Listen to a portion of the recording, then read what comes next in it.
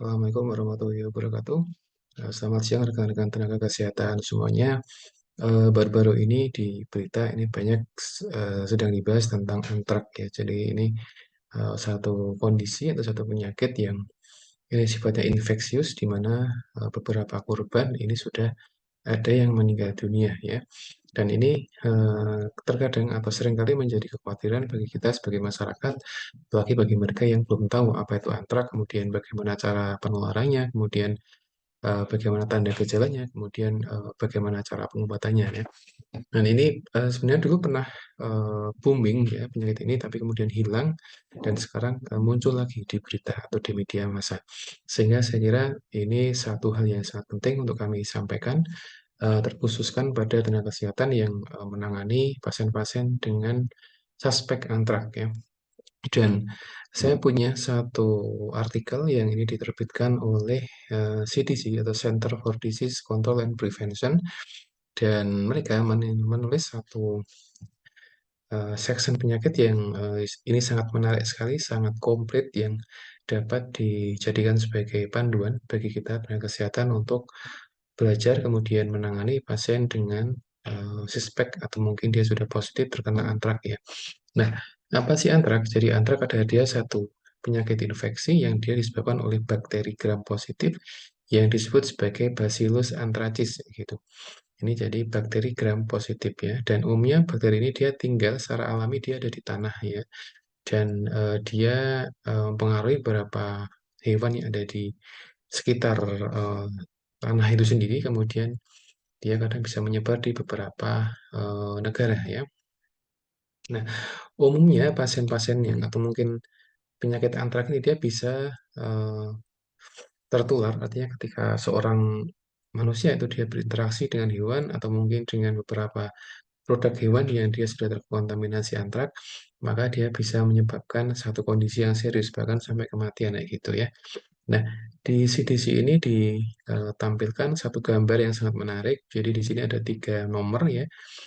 Ini penjelasan simpel atau singkat tentang apa sih antrak kayak gitu. Jadi antrak dia adalah bakteri yang tadi sudah kami sampaikan. Jadi dia ada Bacillus anthracis ya, dan dia ada sifatnya spora ya. Jadi dia dormant atau dia tidak aktif sama sekali kayak gitu. Kemudian dia bisa tinggal di tanah kayak gitu, dan dia bisa dalam waktu yang sangat lama, bahkan beberapa dekade gitu. Jadi dia bisa tinggal di tanah itu dalam waktu yang sangat lama kayak gitu. Hanya saja ketika spora ini dia masuk ke dalam tubuh ya, baik itu manusia atau hewan, maka dia menjadi teraktivasi, itu dia menjadi aktif kayak gitu. Padahal awalnya dia secara apa kondisi profil utamanya dia adalah kondisi yang pasif atau tidak aktif gitu ya. Dia belum masuk di tubuh makhluk hidup. Tapi ketika dia sudah masuk di makhluk hidup, kemudian dia berinteraksi dengan beberapa komponen makhluk hidup, maka dia bisa teraktivasi sehingga dia menjadi satu active growing cell. Jadi dia menjadi satu bakteri yang aktif kayak gitu.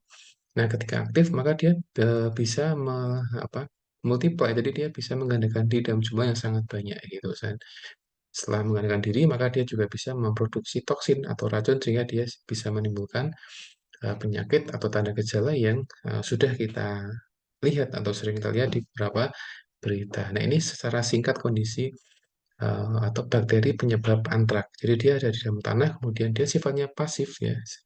Tapi kalau dia masuk di tubuh manusia, maka dia menjadi satu bakteri aktif sehingga dia bisa mensekresikan toksin dan menimbulkan tanda gejala yang dia bisa sifatnya mematikan bagi hewan atau mungkin bagi manusia ya. Nah, antrak itu dia tidak menular, tapi ketika seorang itu dia mengkonsumsi atau kontak dengan hewan yang sudah terkena antrak, baik itu mengkonsumsi atau makan, maka dia bisa terkena antrak kayak gitu ya. Dan antrak dia tidak seperti orang kena flu. Jadi ketika seorang itu kena antrak, kemudian dia ketika batuk dia menularkan, maka tidak seperti itu. Nah, karena antrak dia tidak menular dari manusia ke manusia. Itu yang menjadi konsep yang disampaikan oleh CDC seperti itu ya.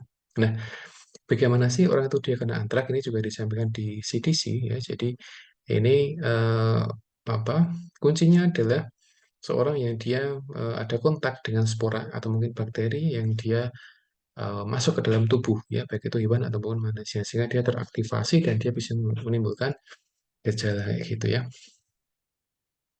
Nah, bagaimana hewan-hewan itu dia bisa terkena antrak? yang disampaikan di sini adalah itu ketika hewan itu dia tidak dijaga makannya. Jadi dia diumbar atau mungkin dia diberikan makan tapi tidak diperhatikan tentang apa namanya beberapa spora yang ada di tanah, tumbuhan atau mungkin air sehingga dia apa namanya oleh hewan tadi dimakan ya, kemudian dia menimbulkan gejala dan sebagainya. Kadang-kadang ini bisa berpindah ke manusia seperti itu ya.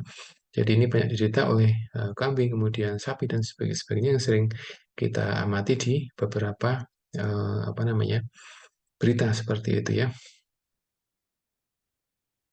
Nah, namun di sini ada satu vaksin ya. Jadi ini vaksin yang dia bisa mencegah antrak yang diberikan pada hewan sehingga hewan itu dia bisa lebih kebal terhadap antrak ya.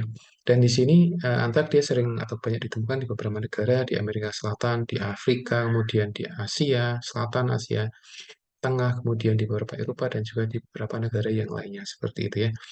Dan antrak ternyata dia punya beberapa tipe, Bapak Ibu semuanya, rekan-rekan kesehatan. Jadi ada beberapa tipe antrak. Jadi ada cutaneous antrak, antrak yang ada di kulit ya, kemudian ada inhalation antrak atau antrak yang sudah dia masuk ke dalam respirasi dan juga ada antrak yang dia sifatnya gastrointestinal atau keracunan kayak gitu ya. Nah, seorang pasien yang dia mengkonsumsi daging yang dia juga dagingnya mengandung antrak, maka dia masuk bisa dalam kategori gastrointestinal antrak sehingga ini bakterinya itu dia bisa merusak di beberapa jaringan yang ada di pencernaan ya. Ada juga injeksi antrak. Jadi dia masuk ke dalam injeksi dan ini juga menjadi bagian dari hal yang cukup membahayakan ya bagi pasien-pasien yang dia suspek terkena antrak kayak gitu ya. Nah, tanda gejalanya seperti apa? Pasien kena antrak itu di sini disampaikan ada beberapa tanda gejala yang sering dialami oleh pasien-pasien itu. Nah, tanda gejala ini dia biasanya itu dia muncul 1 sampai dengan 2 bulan sehingga dia bisa muncul tanda gejala. Jadi ketika seorang itu terkena antrak hari ini, barangkali 2 bulan yang lalu dia sudah berinteraksi dengan hewan atau mungkin beberapa objek yang dia mengandung antrak sehingga dia terkena atau dia muncul tanda gejala seperti itu ya. Nah ini di tanda gejalanya ada yang di integumen jadi gatal, kemudian dia ada yang sampai dengan kondisi seperti ini, kutanius ya ada nekrosisnya, kemudian kalau di respirasi kadang dia demam, kemudian menggigil, kemudian ketidaknyamanan di area dada, kemudian nafas pendek dan sebagainya. Kemudian gastrointestinal ini kadang ada nyeri abdomen, kemudian mual, muntah, kemudian diare, kemudian sakit kepala, kemudian ada pembengkakan di area abdomen. Jadi ini ada banyak sekali tanda gejala yang bisa muncul ketika apa namanya seorang dia terkena antraks seperti itu ya. Nah, sekarang bagaimana cara mendiagnosanya seorang itu kena antraks? Jadi di sini ada beberapa diagnosa yang apa namanya yang bisa dilakukan oleh tenaga kesehatan semuanya. Yang terpenting adalah dengan mengukur antibodi atau toksin dalam darah seperti itu ya. Jadi atau mungkin dengan cara lain dengan CT scan atau mungkin dengan di foto ronsen itu dia bisa kelihatan apa namanya beberapa kondisi yang dia paru-paru yang rusak karena terkena bakteri antrak tadi ya gitu. Nah, ada juga pemeriksaan dengan pemeriksaan darah kemudian apa swab pada kulit atau mungkin bagian yang luka, kemudian ada spinal fluid atau apa pengambilan cairan di cerebrospinal di area tulang belakang, kemudian ada respiratory secretion. Jadi ketika seorang kena kalau dia dicurigai antrak yang inhalasi, maka dia dicek di bagian sputumnya. Kira-kira dia ada uh, bakterinya atau tidak. Jadi seperti ini. Ada beberapa apa namanya metode gitu ya. Jadi ini yang uh, apa namanya yang disampaikan di sini. Jadi ini yang cara diagnosanya. Nah, bagaimana cara pencegahan? Ini yang terpenting. Bagaimana kita biar tidak terkena antrak ya. Jadi ini CDC sudah memberikan satu wanti-wanti atau warning kepada masyarakat, terutama mereka yang berinteraksi dengan hewan atau mungkin di daerah-daerah yang dia tinggi prevalensi antrak kayak gitu ya. Nah, pencegahannya bagaimana? Pencegahannya ada yang terpenting adalah seorang itu dia apa namanya tidak mengkonsumsi daging-daging yang dia hewan yang sakit kayak gitu. Jadi ini juga perlu satu seleksi yang cukup ketat ya bagaimana cara kita untuk biar dia terhindar dari antrak. Jadi kita bisa menghindari konsumsi daging-daging yang dia apa namanya ya yang dia punya kecurigaan atau dia dicurigai hewannya itu dia terkena antrak atau mungkin menghindari beberapa konsumsi daging yang dia diambil dari hewan yang sudah mati seperti itu.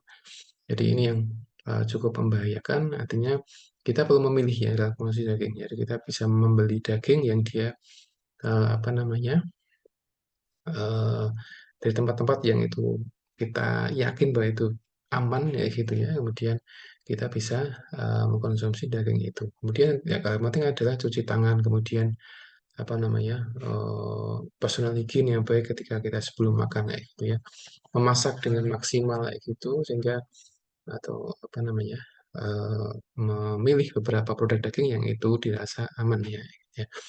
Nah, kemudian hal yang tidak kalah penting lainnya adalah bagaimana seorang itu dia menghandle atau mungkin dia apa namanya mengecek ya. Nah, yang pertama adalah beberapa eh, daging yang diolah, kemudian cuci tangan, kemudian bagaimana menggunakan satu APD yang ketat ketika kita berinteraksi dengan hewan kayak gitu ya. Nah, sayang sekali banyak orang yang belum memahami konsep ini sehingga ketika dia berinteraksi dengan hewan, dengan sapi atau dengan kambing, maka dia tidak hati-hati dan akhirnya bakterinya dia masuk ke dalam fisik dan ya, dia bereaksi dan menimbulkan beberapa tanda gejala yang tadi sudah kita sampaikan ya. Dan demikian yang dapat kami sampaikan pada kesempatan ini artikelnya sangat panjang sekali dan nanti bisa di-browsing dengan judul Antra, kemudian diketikkan saja CDC. Jadi di sini nanti ada beberapa penjelasan tentang apa namanya kondisi-kondisi atau mungkin konsep abstrak antrak yang bisa kita sampaikan kepada masyarakat ya. Dan bahkan kalau kita lihat di sini, ada beberapa golongan orang yang dia resiko tinggi terkena antrak ya. Jadi yang pertama adalah orang yang dia berinteraksi dengan produk-produk dari hewan nah gitu. Nah, ini orang yang kena resiko tinggi antrak. Kemudian yang kedua adalah mereka yang diberikan tugas untuk ngecek hasil spesimen dari orang yang dia dicurigai terkena antrak. Nah, ini juga tinggi resiko. Kemudian beberapa pekerja lain, pekerja militer, kemudian apa namanya pekerja-pekerja yang ada di apa namanya di tempat umum pun juga beresiko terkena antrak. Kemudian orang yang senang travel ataupun juga apa namanya mudah terkena terkena antrak. Sehingga ini ketika apa namanya dievaluasi maka ini menjadi PR bagi kita sebagai masyarakat atau tenaga kesehatan untuk lebih waspada ya karena ini bisa menjadi satu teroris attack. Jadi teroris tapi dia dengan menggunakan apa bahan biologis ini yang juga disampaikan di CDC sehingga ini bisa menjadi bahan edukasi kemudian apa informasi bagi masyarakat yang membutuhkan informasi tentang antrak dan demikian yang dapat kami sampaikan. Kami akhiri. Assalamualaikum warahmatullahi wabarakatuh.